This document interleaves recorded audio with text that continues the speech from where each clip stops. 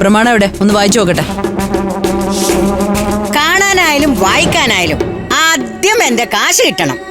ഇടപാട് കഴിഞ്ഞിട്ടല്ലേ സിസിലി കാശ്? കാശിന്റെ കാര്യത്തിൽ ഞാൻ മേഡത്തിനെ കൂട്ടിച്ച വെള്ളത്തിൽ വിശ്വസിക്കില്ല. ഒരു സ്വർണ്ണ നെക്ലേസിന്റെ അനുഭവം ഈ സിസിലിക്കുണ്ടേ. അതുകൊണ്ട് 30 ലക്ഷം രൂപ കയ്യിൽ കിട്ടാതെ ഈ പ്രമാണം ഞാൻ കയ്യിൽ തരില്ല. 30 ലക്ഷം രൂപയോ? അതെന്ത് കണക്കാ സിസിലി? അതെ, സത്യത്തിൽ ഞാൻ ഈ പ്രമാണത്തിനിട്ട വില 10 ലക്ഷം രൂപയായിരുന്നു. അത് പിന്നെ എങ്ങനെ ഇത്ര പെട്ടെന്ന് 30 ലക്ഷം രൂപയായി?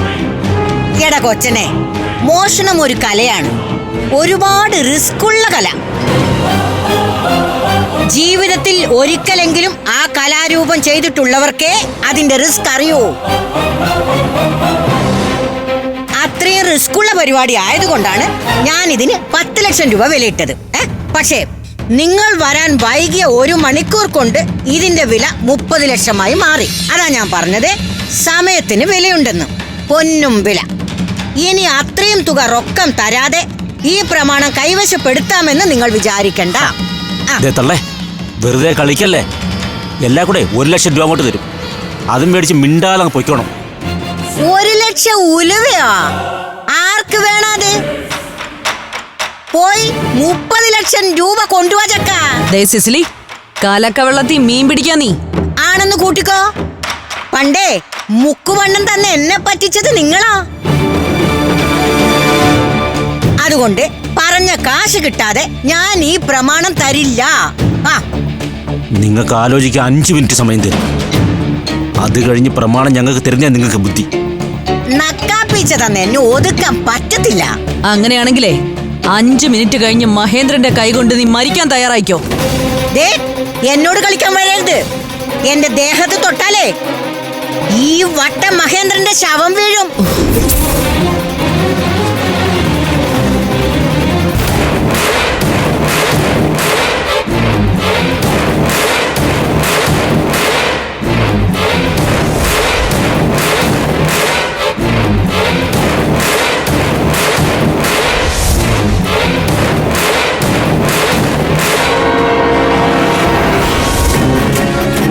അനുവദിച്ച സമയം കഴിഞ്ഞു.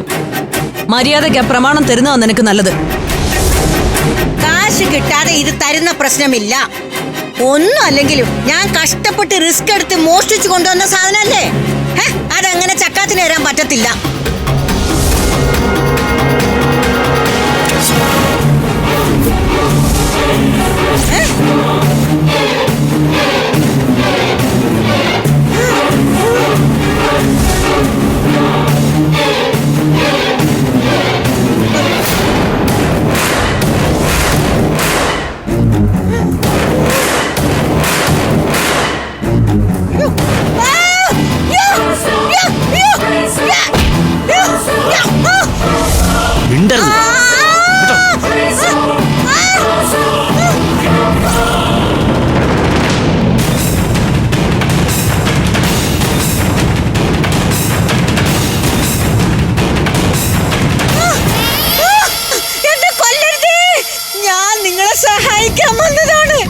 ഈ കത്തി അങ്ങോട്ട് എടുക്ക്.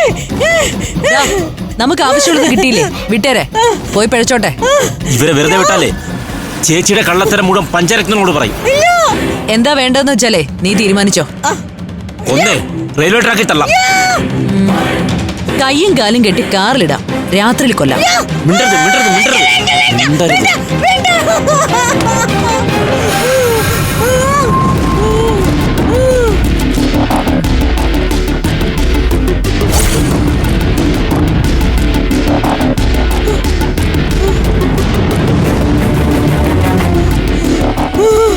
എന്തു പണിയാ സിസിലി നീ കാണിച്ചത്?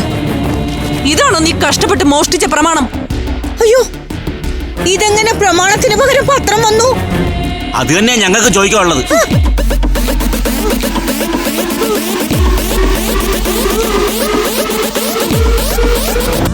ഫ്ലവേഴ്സിൽ 2 പുതിയ പരമ്പരകൾ. വീട്ടിലെ വിളക്ക് എല്ലാ ദിവസവും രാത്രി 8:30 ഫ്ലവേഴ്സിൽ.